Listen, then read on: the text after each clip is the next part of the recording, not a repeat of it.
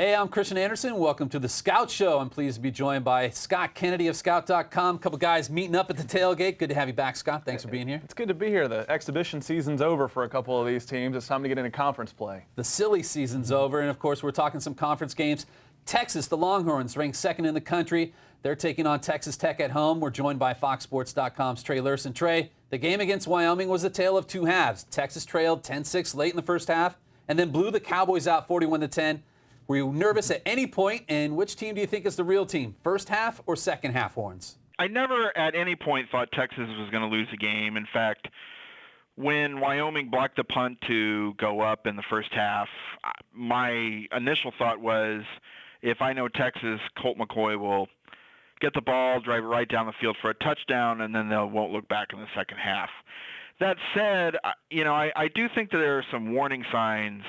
I don't think that they're clicking like they did last year. They just don't seem as in sync as they did last year. They have not looked very crisp or hitting on all cylinders in either game this year like they did for most of last season. Trey, UT lost a force up front in Brian Orakpo to the NFL. How do you feel about your team's pass rush with the potent Texas Tech passing game heading to Austin? I think the pass rush is a bit of a work in progress. Sergio Kendall, everybody expects to fill Orakpo's,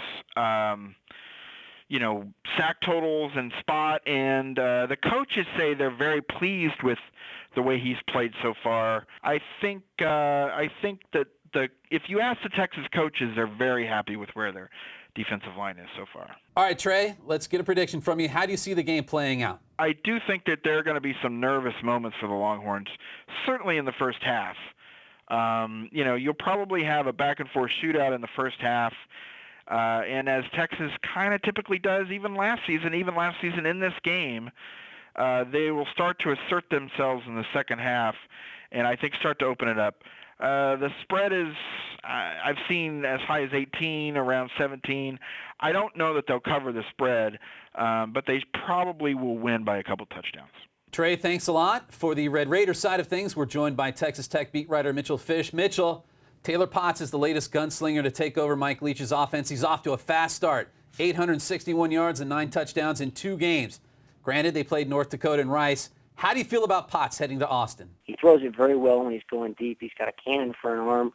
His pocket mobility is probably actually nowhere near what Graham Harrell's was, but he's a smart guy. He does good things for the football. I think had a couple of issues against North Dakota with throwing off the back foot, but part of that's being a little nervous. It's his first start and first extended playing time since he was a senior at Abilene High. I think he's acquitted himself pretty well, and I think he's a good quarterback. In the Mike Leach era, Texas Tech has yet to hold Texas under 40 points in Austin. Will things be any different this year? You're playing against arguably one of the best quarterbacks that the University of Texas has ever had in Colt McCoy, and he's a true quarterback. Not to say that Vince Young wasn't, but Young was an athlete in addition, and McCoy's a guy that can throw the football. He's dangerous on the ground. It really comes down to can Tech get a couple of 3-and-outs? I think it's possible. How do you see things playing out under the lights at Darrell Royal Stadium? You're obviously going to have a very raucous crowd at DKR, which you don't always get. It's a very different environment than playing at Jones AT&T Stadium. It's a little more of a relaxed isn't the right word, but it's just different. It's obviously seats over 100,000 people now. It should be interesting on Saturday. I think if the Red Raiders can get a fast start and can get a couple of stops on defense, it could be an interesting game. Thanks, Mitchell. All right, Scott, I put the test to you. Who do you like in this game? Well, Texas is a big favorite, and I think they probably should be right now. With Texas Tech's breaking a new quarterback who's done well in the first 2 games, threw 3 interceptions in the first game, no interceptions and 7 touchdowns against Rice in the second game. But what concerns me about Texas Tech is the complete lack of running game.